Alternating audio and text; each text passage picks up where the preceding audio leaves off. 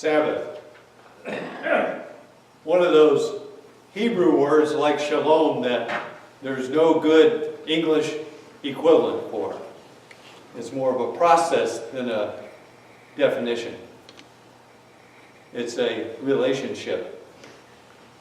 So we're exploring Sabbath for the next couple of weeks before we celebrate worship on a Saturday, May 30th, and take May 31st to actually experience a full day of Sabbath. With God, with yourself, with your family, with nature. We're going to worship on Saturday evening so that we can experience a true day of Sabbath on May 31st. So that's what we're leading up to. Sabbath is a practice, not a day. Sabbath is resistance to the busyness of our lives. And what God offers us as a gift is an alternative lifestyle. Sabbath is not all about the rules. Don't play cards? No. Don't dance? Don't dance. Don't go to the movies? Yeah. Stores are open. Boy, are the stores open. Even the liquor store. Yep. So the rules are... They're just rules. Oh. Last week we asked you to practice us doing some Sabbathing during the week. We asked you to light a candle, turn off the TV, turn off even the phone, turn off everything, and just quietly observe the candle and find rest and find peace. So, how many of you lit a candle? A few. How many of you were too busy?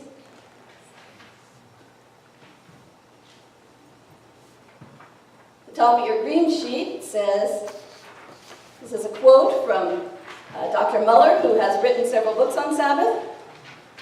God says, "Let me make it easier for you. Some things at first may seem expedient, or important, or profitable, but in the end, they will bring you suffering. If you work all week and forget to rest, you will become brittle and hard and lose precious nourishment and joy. Forgetting the Sabbath is like forgetting to unwrap the most beautiful gift under the tree." We talked last week about how this fourth commandment, remember the Sabbath to keep it holy, not and keep it holy. Remember it in order to keep it special. Because this is the gift between the commandments of how you are in relationship with God and how you are in relationship with your neighbor. And if you don't take a day to let the stuff settle out of your life, you can't be in relationship with God, and you're too busy competing and comparing yourself to your neighbor to be in any kind of relationship with them either. So this is God's gift to us. Jesus is in a culture where Sabbath is all about keeping rules. And last week we looked at the story where he and his disciples were walking through a field of grain, and they pick one of the heads of grain, which is harvesting, reaping, and they rub it between their hands, which is threshing, separating the wheat from the chaff. And then they eat it because they're hungry and they're walking. And the Pharisees say, "Don't you know, you can't do this, it's the Sabbath. It's against the rules." But Jesus isn't quite finished breaking the rules. Then what? Oh, it gets worse. Okay. Last week, Matthew 12, 1 to 8. This week, we'll pick up at verse 9. I'll be reading from the Voice. Jesus left the field and went to the synagogue. And there he met a man with a shriveled hand. The Pharisees wanted to set up Jesus. They said, well, is it lawful to heal on the Sabbath too? Jesus said, look, imagine that one of you has a sheep that falls into a ditch on the Sabbath. What would you do? Jesus, who can see the Pharisees are testing him and basically have missed the whole point, is growing a little testy. Do you know Jesus grew testy? I did, yeah. The Pharisees say nothing. Jesus continues, you would dive in and rescue your sheep. Now, what is more valuable, a person or a sheep? So what do you think? Should I heal this man on the Sabbath? Isn't it lawful to do good deeds on the Sabbath? He said to the man with the shriveled hand, stretch out your hand. As the man did so, his hand was completely healed, as good as new. Do you think they'd celebrate, don't you? The Pharisees went and mapped out plans to destroy Jesus.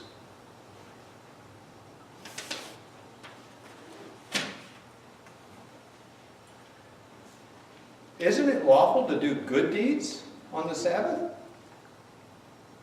Apparently not. You see, the Pharisees were about the letter of the law.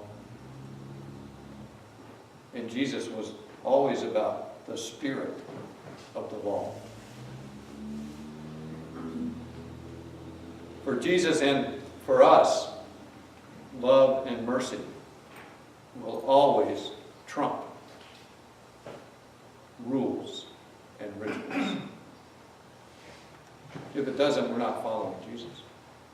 Let's just be clear. Some rules must be broken in the service of others. And no time is too sacred to serve others. If you're too busy to help, you're too busy. The old joke was, I wanted to help that guy who fell down but I was late to worship. Really.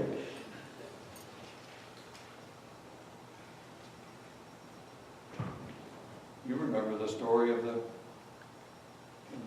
traveler on the road to Jericho, right? The Good Samaritan. Two people walked right by him because they couldn't get their hands dirty or they wouldn't be allowed to go in the temple.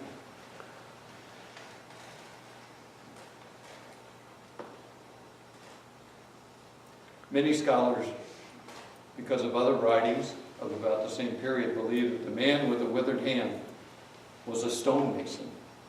And it was his right hand, correct? His right hand. Whether it was a stonemason or just someone who worked with their hands, when Jesus healed this man, he healed him not just physically, he healed him emotionally. He healed him spiritually.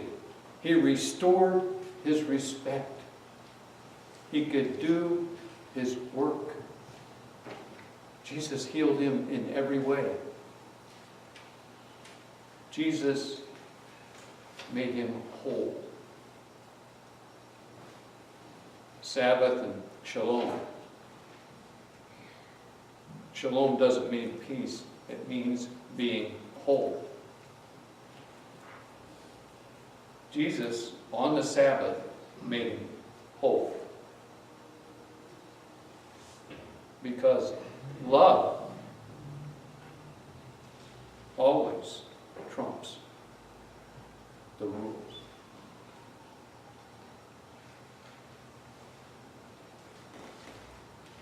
This story seems to be so important.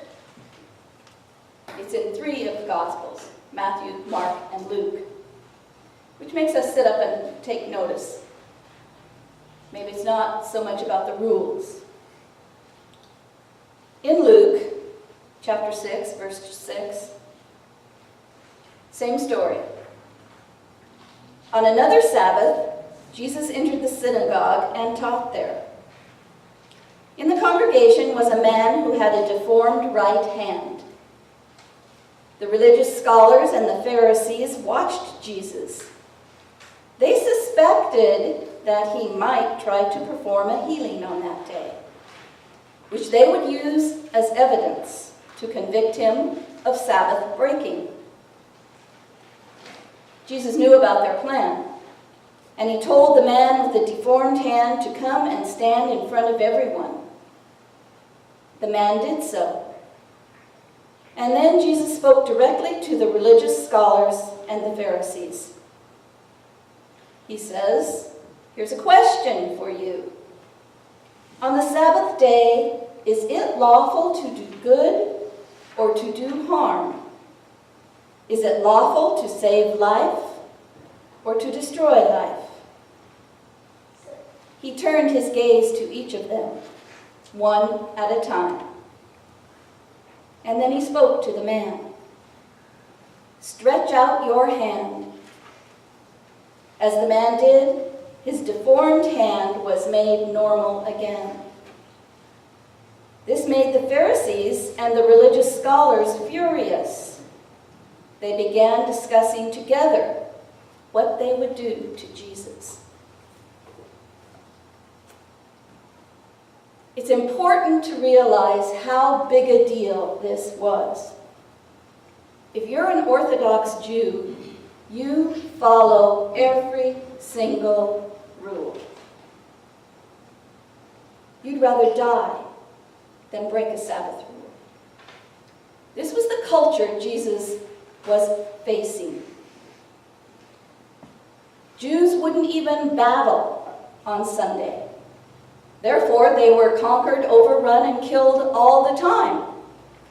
And the neighboring peoples thought they were insane. Are you crazy? We don't fight. We don't fight on the Sabbath. Sorry. We don't do anything on the Sabbath. We will keep you from dying, but we won't make you better.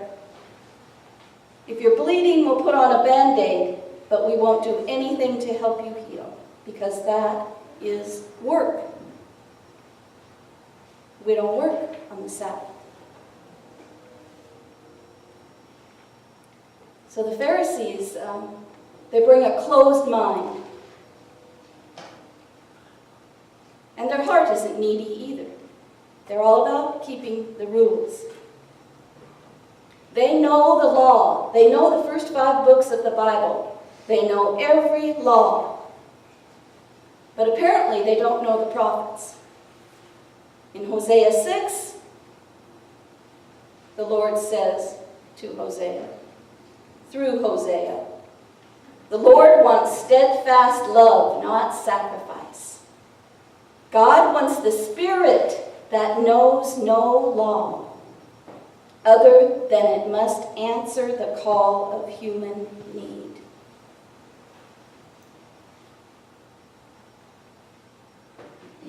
God had a better way.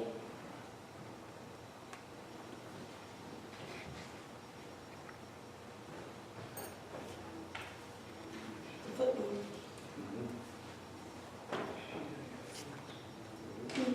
Okay. In the voice, the voice is a sort of a study Bible. And the note says, the Pharisees think they have God all figured out. That should be your first clue. The Pharisees think they have God all figured out. They claim to be experts in the sacred writings, the Hebrew Scriptures. But Jesus doesn't fit in with their assumptions and expectations. And he doesn't submit to their presumed expertise. So they are constantly criticizing him and trying to trap him in some obvious wrongdoing or unorthodoxy. But Jesus responds with questions instead of answers. He seems to decide that the best way to help them is to challenge the way they think, to question their assumptions, to see things from a higher or deeper perspective. For example, they argue about what is permissible on the Sabbath day, the day of rest. And Jesus gets them thinking about the deeper purpose of the Sabbath day by asking them, is it lawful to do good deeds on the Sabbath?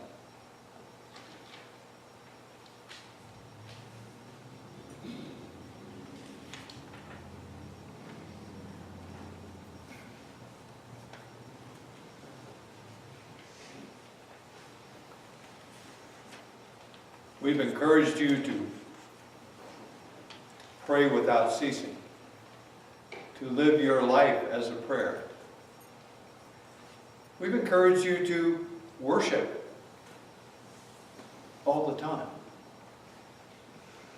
living your life as an offering to God.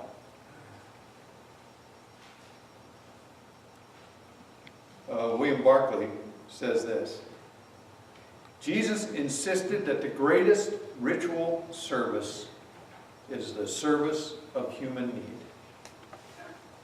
We have no evidence that Jesus ever conducted a church service. It's true. But we have abundant evidence that he fed the hungry, comforted the sad, and cared for the sick. Christian service is not the service of any liturgy or ritual. It is the service of the human need.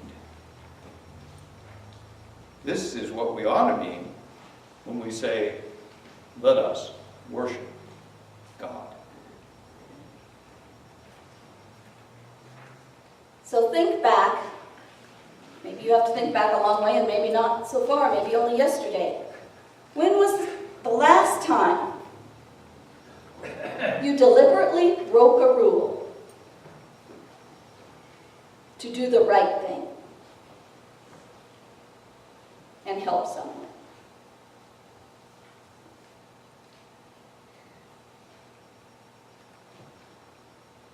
Sometimes we're confronted with a situation and we know the right thing to do, but it's the hard thing to do because it's possibly countercultural.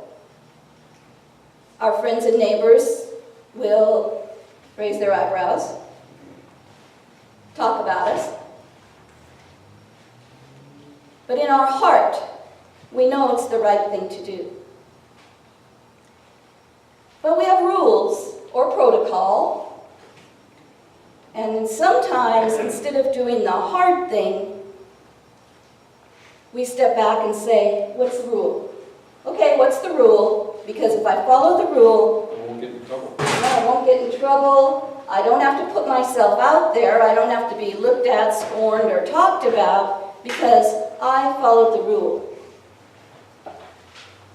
Even though I know that I should do this, my heart tells me I need to do this. It's easy to follow the rules most of the time because they're black and white, right and wrong. God says, I don't want your sacrifice, which is in the rules, but I want your heart. So we have rules around here, and I just love them. Aww. We do 5 gas vouchers a month, $20 gas vouchers. We can afford 5. But you know what? Someone comes in and I determine, because I'm the one here, that they need gas. And they don't have to tell me why, because most of the time they won't tell me the truth. They'll tell me a story. I don't care. You come in, you tell me you need gas, and I can give you gas, I'm going to give it to you. But what if there's none left? There's always some left. Stan says, you're going to get in trouble. We can't afford that. Wait till we have to pay the bills. You know what? We've never not been able to pay the gas bill. And I'm just picking on him. He doesn't really say that. Well, not recently. And maybe you remember in... It's a growth issue. It's a growth issue. December. I stood before you and said, there's a man in the community who can't make rent. And I'm going to pass the hat, because it does no good for this man to be on the streets. He is part of our Thursday night congregation. He has been sick, he has lost his job, and I wonder if we might help him. But you didn't check with finance. I didn't check with anybody. God told me, and then God said, no, then I said, following the rule book, are you going to stand up and ask for money for everyone who looks like they need it? You know what's going to get out that you all collected money for him, and then everybody's going to be asking us for money. That could happen. It didn't. We passed the basket, and you guys put in $400, and you know what the rent was? $408.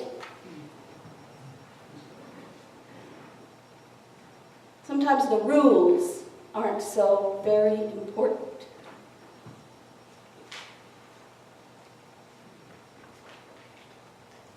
So this week,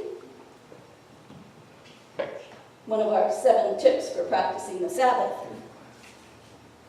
In the Jewish tradition, the Sabbath meal is on Friday night, Shabbat, before the Sabbath. But we're saying any day. Maybe it's Sunday.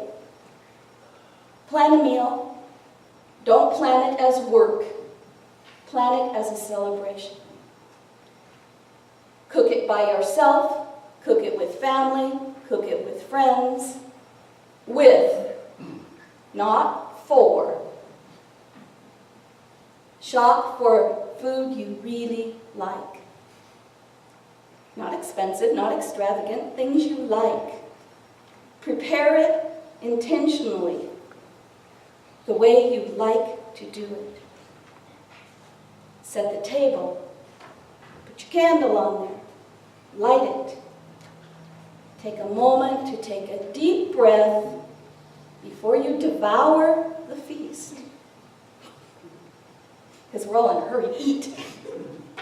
And give thanks. It's a meal, a joyful celebration. You may recall when we talked about the early church and we read about what that was like. That first Pentecost, when they were so excited and 3,000 were baptized after Peter, of all people, preached. And then we read about what it was like to be part of a church where there was no building, there was no staff. There was Jesus and there was joy. And we read in Acts 2, they followed a daily discipline of worship in the temple, followed by meals at home. Every meal, a celebration. Exuberant and joyful as they praised God. So, let's come with joy to our meal.